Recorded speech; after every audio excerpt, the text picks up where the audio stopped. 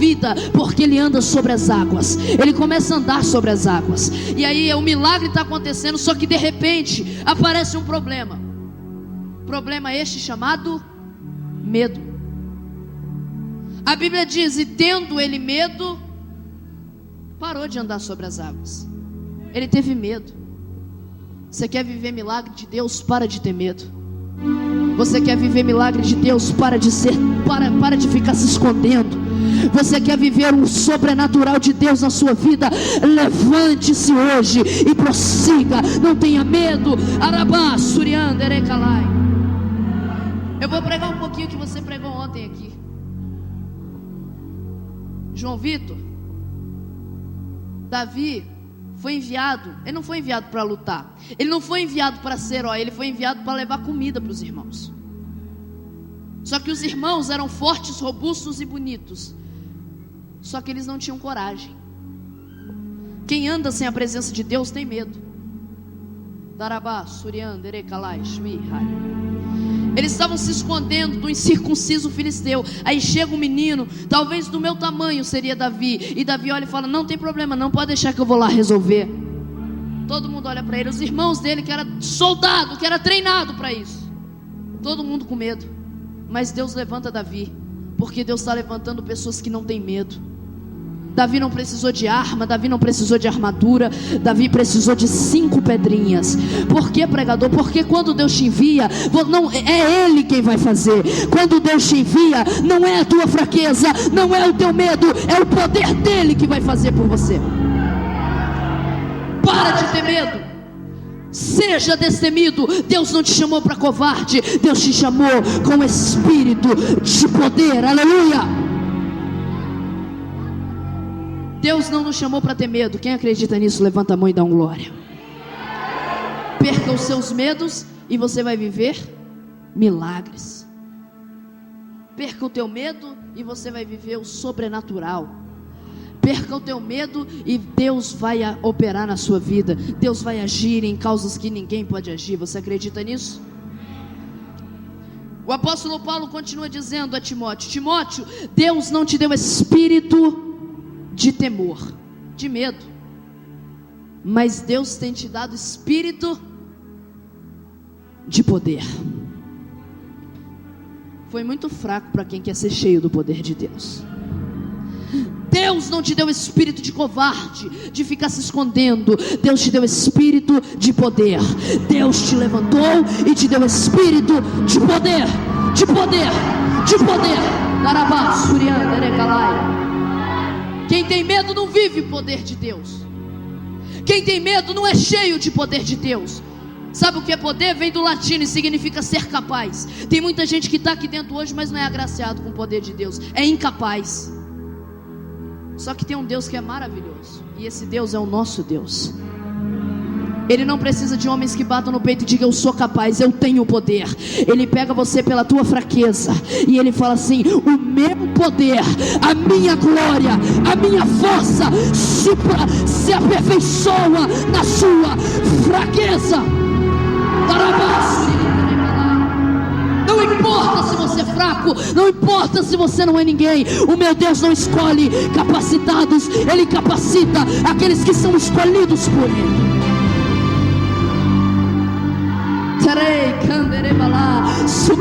A Bíblia diz em Salmos 37 que o justo, ele pode estar caído, mas Deus pega ele pela mão, coloca ele de pé. Deus te torna capaz. Deus te torna capaz. O poder não é nosso. Salmos, capítulo de número 62, versículo de número 11, se não me falha a memória. Uma vez Deus falou, 2 vezes eu ouvi que o poder pertence a Ele. Se você for olhar pelo pé da letra, Deus não deu poder para Timóteo, Deus deu o espírito de poder. Você é o reflexo de Deus aqui na terra. Deus tem que olhar no teu olho e o teu olho tem que resplandecer a glória de Deus. Coríntios 13:18, porque agora todos nós com o rosto descobertos refletimos a glória de Deus. Deus não te deu poder. Se Deus desse poder para a gente, nós seríamos os deuses dessa geração. E o maior Deus dessa geração, Vitor Gabriel, é o eu, é o ego.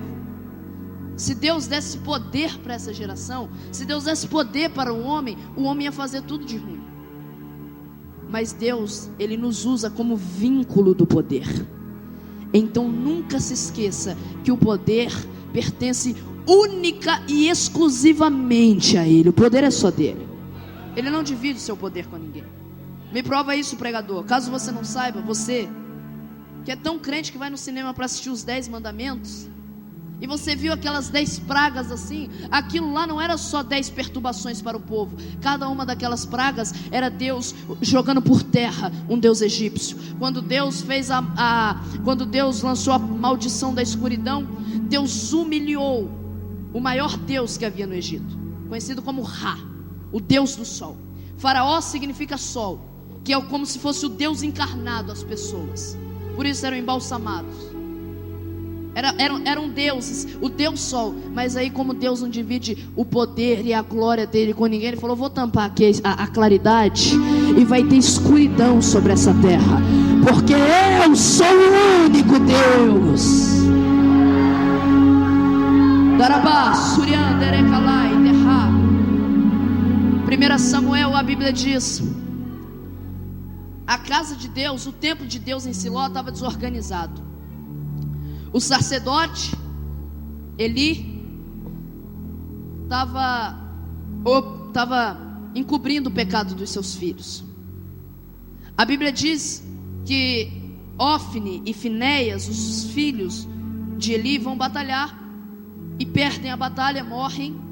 Os 2 filhos perdem a vida. Eli, quando vai receber a notícia, aí o mensageiro olha para ele e fala: Eli, mataram teus 2 filhos. Ele começa a chorar. Só que tinha uma notícia pior ainda: a arca da aliança foi levada. Aí ele não chora, ele cai para trás, ele bate a cabeça e morre. Aí eles vão correndo na mulher de um dos filhos dele e fala assim: olha, o teu marido, o teu cunhado, o teu sogro morreram. O Israel está perdendo a guerra. Aí ela começa a chorar. Ela estava já em tempo de gestação, e ela começa a chorar. Mas quando vem aquela notícia, a arca da aliança foi levada, aí ela entra em trabalho de parto. E ela dá um nome para a criança. O nome da criança é Ícabo, ou seja, e foi-se a glória de Deus. Os filisteus levam a arca da aliança. Para você que não sabe, a arca da aliança, ela significava a presença de Deus encarnada. Ela era a presença de Deus materializada. Aquilo era tudo para o povo, e ela havia sido roubada. Os filisteus estão em festa e colocam a arca da aliança dentro da sala de Dagon. Dagon é o Deus que ele é metade homem e metade peixe. Então todo mundo adorava ele. Todo mundo, Dagon nos trouxe a vitória. Dagon nos trouxe a vitória. Dagon deu a batalha pra gente. Nós humilhamos o Deus vivo de Israel, que eles dizem que é vivo. Colocaram a arca da aliança diante de Dagon. E quando a festa estava boa, quando estava tudo bem, a Bíblia Sagrada diz que pontualmente, à meia-noite, ouviu-se um barulho grande, um rojão, e todos ficaram amedrontados. Correram lá na sala de Dagon para ver o que tinha acontecido. Quando eles chegaram lá, Dagon estava prostrado diante da arca da aliança. Deixa eu te falar uma coisa, segura aí. Sabia que o homem pode ser negligente, mas o poder de Deus é sempre o mesmo. O homem pode não ter autoridade, mas Deus tem poder. Ele não divide a glória dele com Dagon. Ele é o único dono do poder.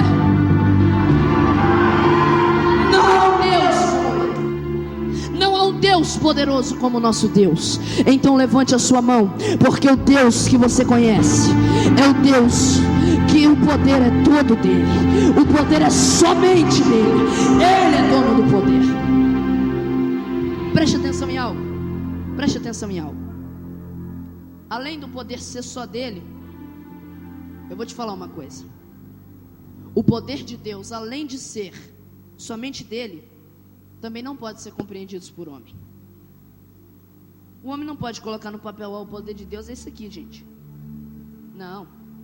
O poder de Deus é incompreensível. Jó 26:14. Porque tudo isso é uma borda das suas obras, um sussurro é o que temos ouvido falar dele. Aí vem uma indagação no final do versículo: quem poderá compreender o trovão do seu poder? O poder de Deus é incompreensível. Quando Deus coloca, pastor Walter, o poder dele em ação e começa a fazer milagre através do seu poder, o homem não pode explicar, a medicina não pode explicar, a ciência não pode explicar, os economistas não podem explicar, porque o Deus que faz milagre, ele usa do seu poder, e o que ele faz, homem nenhum é ciente. O que ele realiza, homem nenhum pode entender, homem nenhum pode compreender. Se você está aqui nessa noite, não tente compreender o poder ou o trovão do poder de Deus. Simplesmente receba esse poder, simplesmente sinta esse poder aqui nessa noite.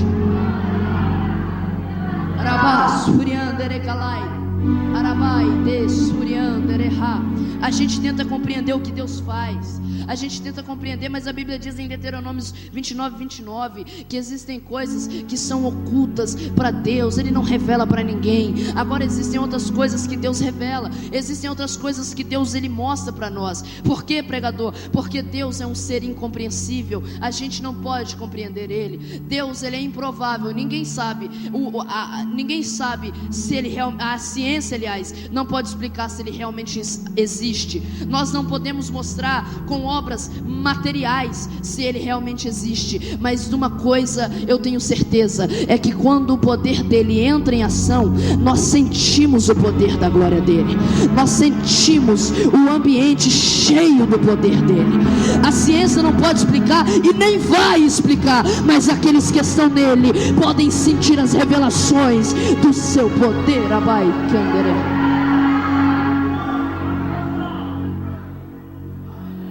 É pelo poder de Deus que nós vamos vencer.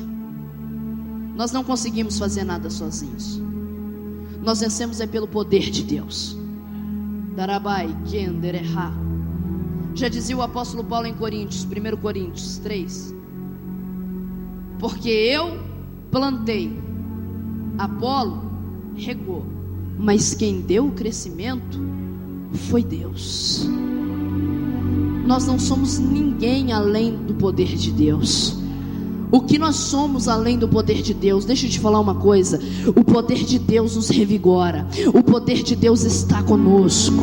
Talvez você faça tudo com as tuas forças, mas se você clamar pelo poder de Cristo Jesus, o milagre chega, o milagre acontece, a vitória chega. Ei, clama pelo poder de Deus.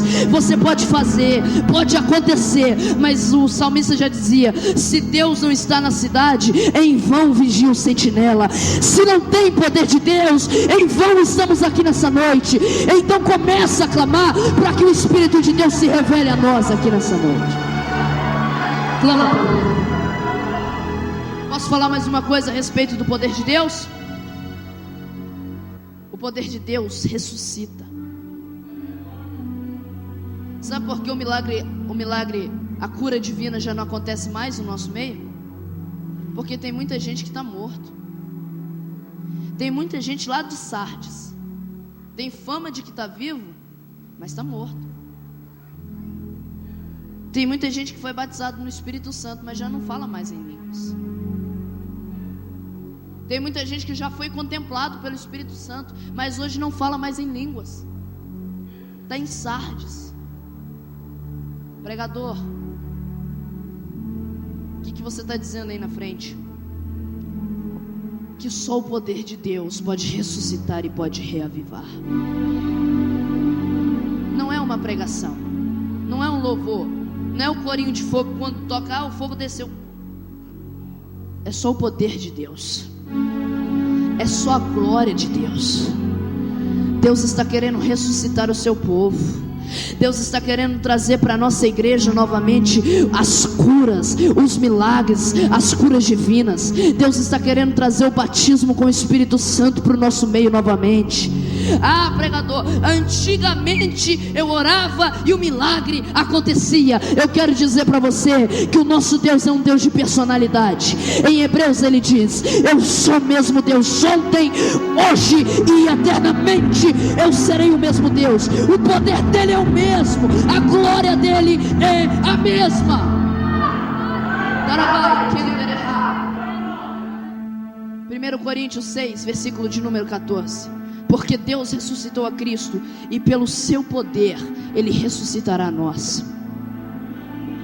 Anderei, Calabahai, Suriá, Arabai, Decan, Derechalai. Eu quero profetizar sobre a sua vida que nesse ano de 2016 você vai viver experiências com Deus. Através do poder dele você vai ver o sobrenatural. Não, você está dando pouco glória. Através do poder dele você vai fazer sermões que ninguém nunca fez na face da terra. Você vai cantar louvores que ninguém nunca cantou na face da terra. Você vai ter experiências com Deus que não serão colocadas em um papel, porque será coisa sobrenatural, sobrenatural, sobrenatural. É através do poder dele, é através do poder dele que você vai vencer, que você vai vencer.